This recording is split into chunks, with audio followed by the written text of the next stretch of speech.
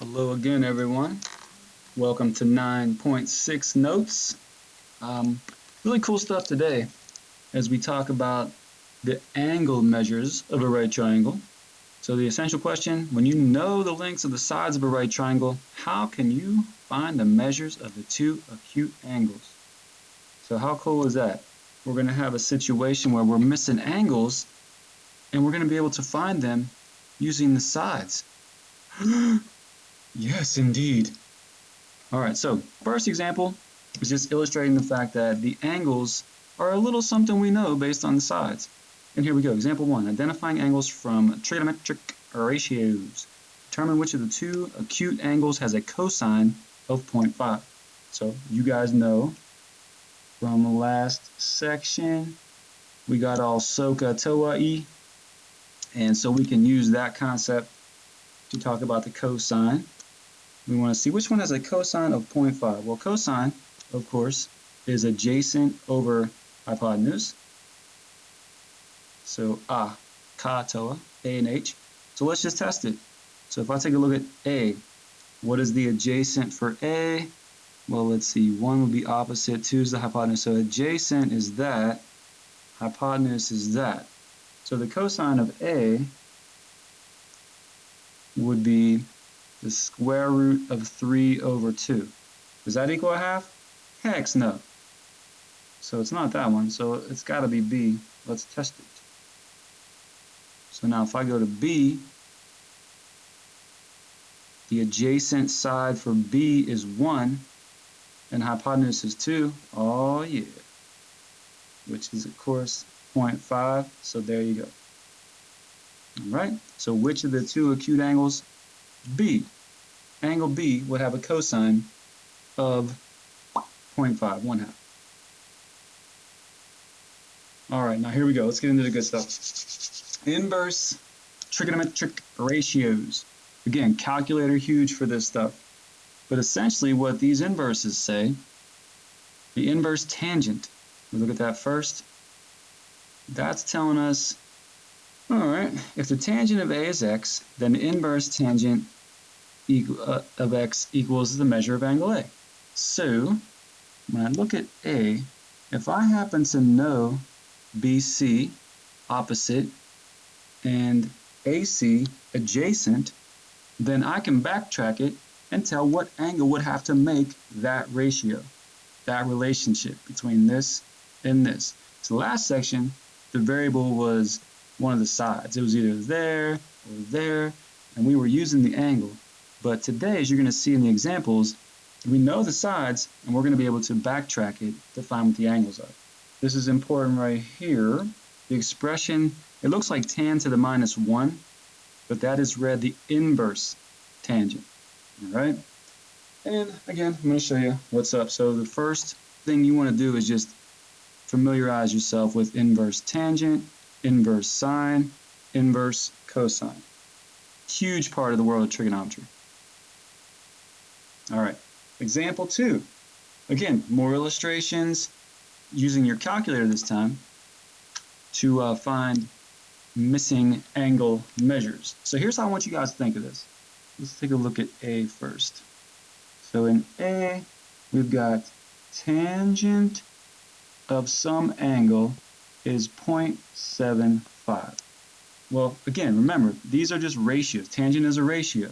So this question is asking you, what angle has to have, so if you were looking at it, you'd be like, what angle has to have an opposite and an adjacent in the situation where opposite over adjacent gives you 0.75? There's only one angle that can make it, or maybe it's 6 and an 8, or a 30 and a 40.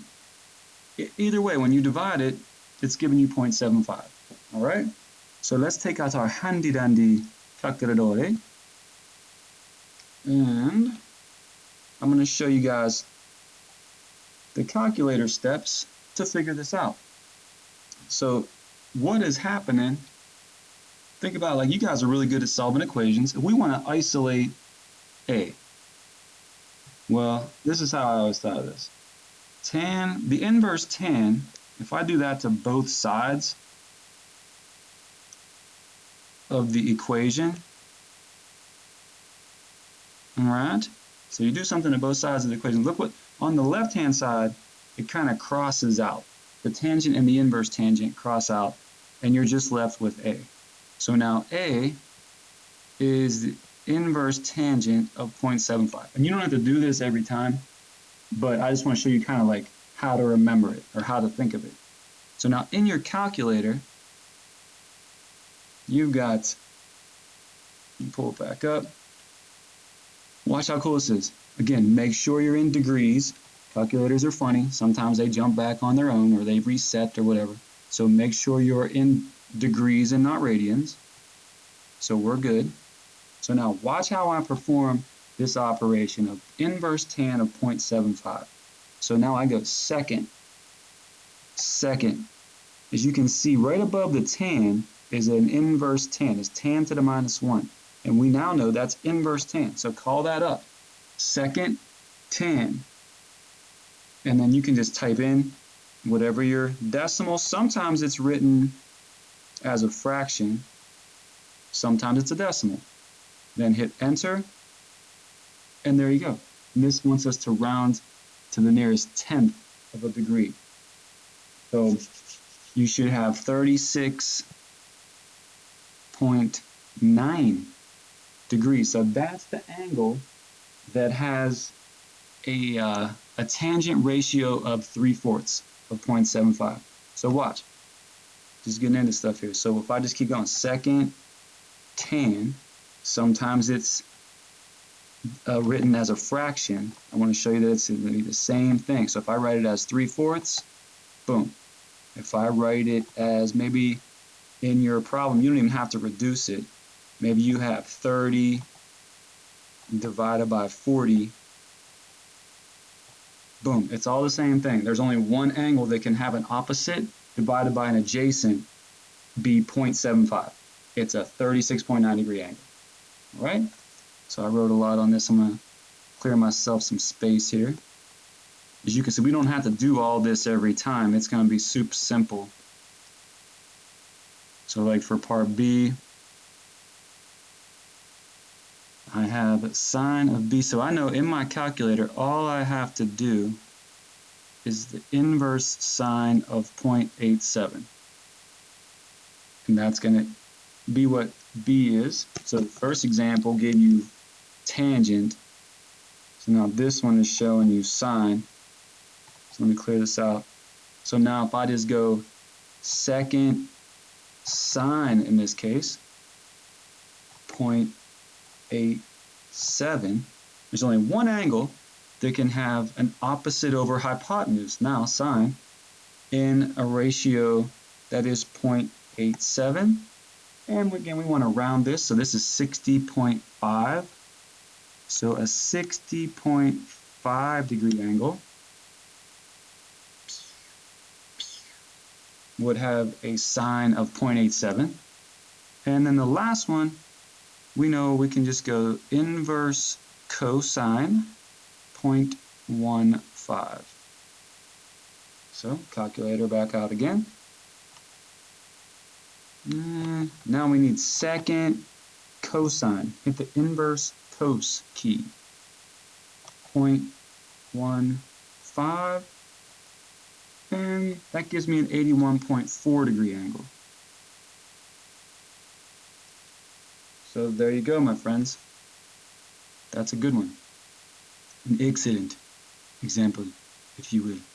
All right, pause the video here. Try to monitor progress. I'll hook it back up with you guys in a minute. All right, here we go. So hopefully you got these answers for this one.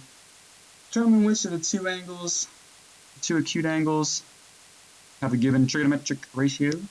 So sine, I know I'm looking for opposite hypotenuse. So for E, opposite is 12, hypotenuse is 13. So E has a sine of 12/13. And number 2, F is going to have a tangent. F opposite over adjacent of 5/12. So F's tangent is 5/12. And we learned we could find exactly what those angles are, but this one just wants you to set it up. All right, 3, 4, and 5. Again, make sure those are right. Inverse in your calculator to check all of those, my friends. So that is our monitor progress for 1, 2, 3, 4, and 5. Let that sink in a little bit. And pause it if you need to make any adjustments. Okay, now the title of this section was solving right triangles, and to solve a right triangle just means you fill in everything else that you don't know. So in example 3, we know the legs. We got that leg, we got that leg. We are missing the hypotenuse. So first things first, we can just use good old Pythagoras and the Pythagorean theorem. So 2 squared plus 3 squared equals c squared. So 4 and 9, 13.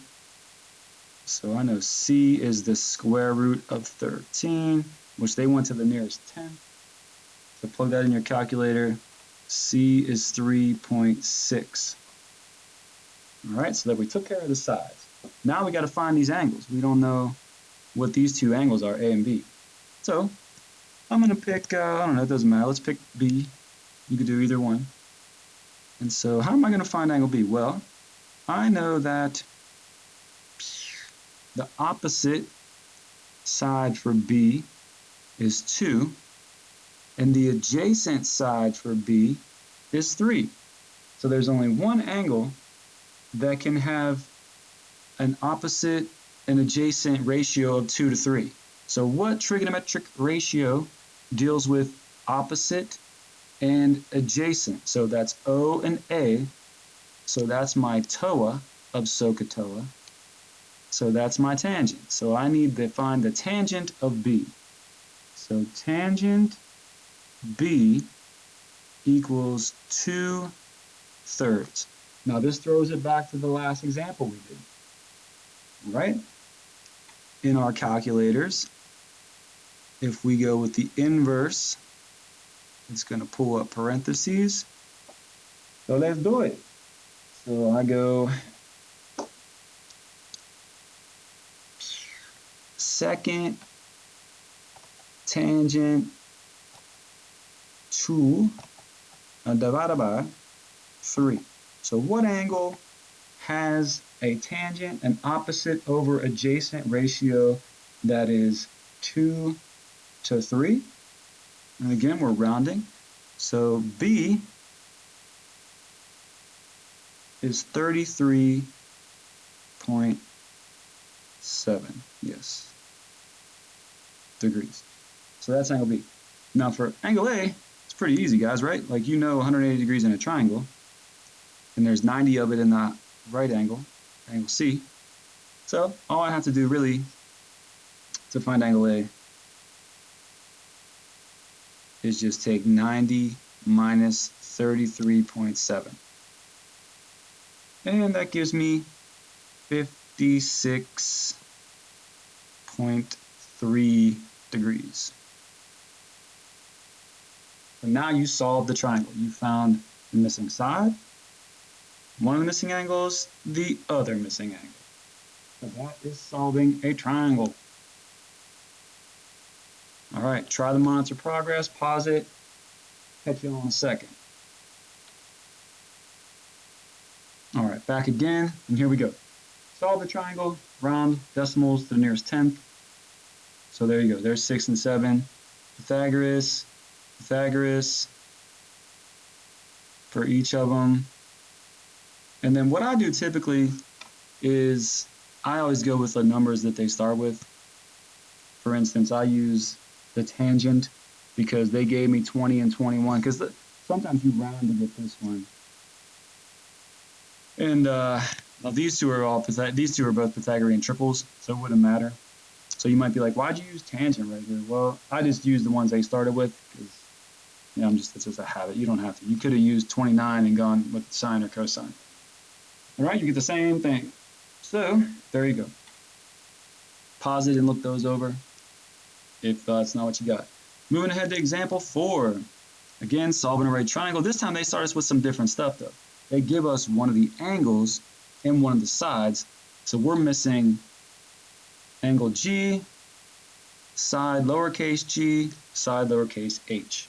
So we can't use Pythagoras because we only know one side. So this one is in here because it's a different setup to start. All right, so let's see what we're going to do. Let's find h first. So my angle is 25. So for h, that's opposite. And then the 13 is given. So you got to use the number. I couldn't go tangent because that's be two variables. So opposite and hypotenuse. Which one is opposite over hypotenuse? O over h, that's your sine. So the sine of 25 equals h over 13. So this throws it back to the last section. In my calculator, 13 sine 25 equals h. So let me call that back up. So I go 13 all in one step, sine 25. I'm not using the inverse now because I'm looking for a missing side. That's only when you're missing an angle. All right, so for h, I got 5.5. All right, cool. Now I gotta find g. And you could use Pythagoras, but since I rounded, I'm gonna go with a, and plus I just wanna practice my secatella. So now the 25, I'm trying to find g this time. That's the adjacent. And I'm gonna use 13 again, the hypotenuse. So that's the cosine, adjacent hypotenuse. So the cosine of 25 equals now g over 13. So in my calculator, multiply both sides by 13, and I'll go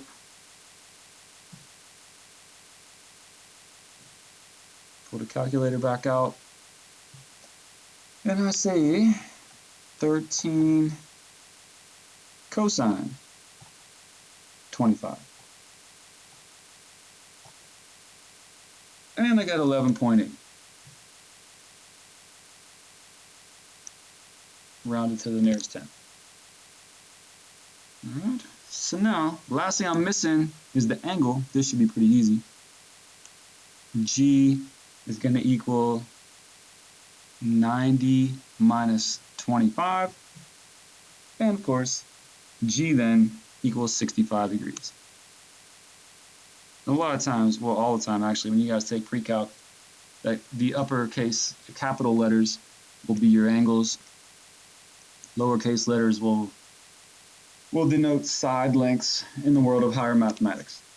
So there we go, guys. So we just solved this triangle. We found the two missing sides and the missing angle. So that is solving a right triangle. And then use your head too when you get done. Like you'll see if you made a little mistake and used the cosine or sine in the wrong place, you know the hypotenuse is the biggest side. So 13 bets to be bigger than what you got for your two legs. Then you can take it even a step further. 25 is smaller than, this angle is my 65. So 25 is going to point to something smaller than what 65 is going to point to. So in this case, 25 is pointing to 5.5. So that better be smaller than G, and it is, 11.8. So you can always check. If you use the wrong trigonometric ratio, sine, cosine, or tangent, it'll mess that up. All right, real life problem. Crazy mad real life problems with this SOHCAHTOA, inverses, everything. So let's see what happens here. Your school is building a raked stage. The stage will be 30 feet long from front to back with a total rise of 2 feet. You want the rake, the angle of elevation, to be 5 degrees or less for safety. You don't want to have it too steep. It's a lot of time. This is used for like ramps, for like wheelchairs, all kind of stuff like that. We know we're rising 2 feet, and the thing itself is 30. So I got myself a little triangle right triangle. I got a 2 there, I got a 30 there, and I don't know what the angle is. So it's all SOHCAHTOA. 2 is opposite, 30 is the hypotenuse. So there's my O and H again. So O and H tells me sine. So sine of x degrees equals 2 over 30. And that's what this lesson is all about, guys, being able to work it backwards and find a missing angle. So again, I know I'm going to have to go inverse. When I'm missing an angle, I go inverse. So sine, looks like sine to the -1 in my calculator. That's going to tell me what x degrees is. So let's go clear this up. Let's go second sine, the inverse sine of 2 divided by 30. It's going to be pretty small, right? There you go. It's only a 3.8 degree angle. And is it cool then? We want to be 5 degrees or less for safety. So yeah, we're legit. We're at 3.8. So yep, all good. So you use SOHCAHTOA to determine your angle of elevation. All right, try the last monitor progress. Pause it. Catch you on a second. All right, and wrapping things up today, just make sure we got this, solve the right triangle, given an angle and a side. So I went with the tangent of 52. Tangent was opposite adjacent. So B over 8.5, multiply both sides by 8.5. In your calculator, 8.5 tan 52 is 10.9. So check your answers on the final monitor progress here. Make sure you get 10.9, 13.8, and 38 degrees. All right. So hopefully the inverses treated you well. I love you all. Good night. Peace.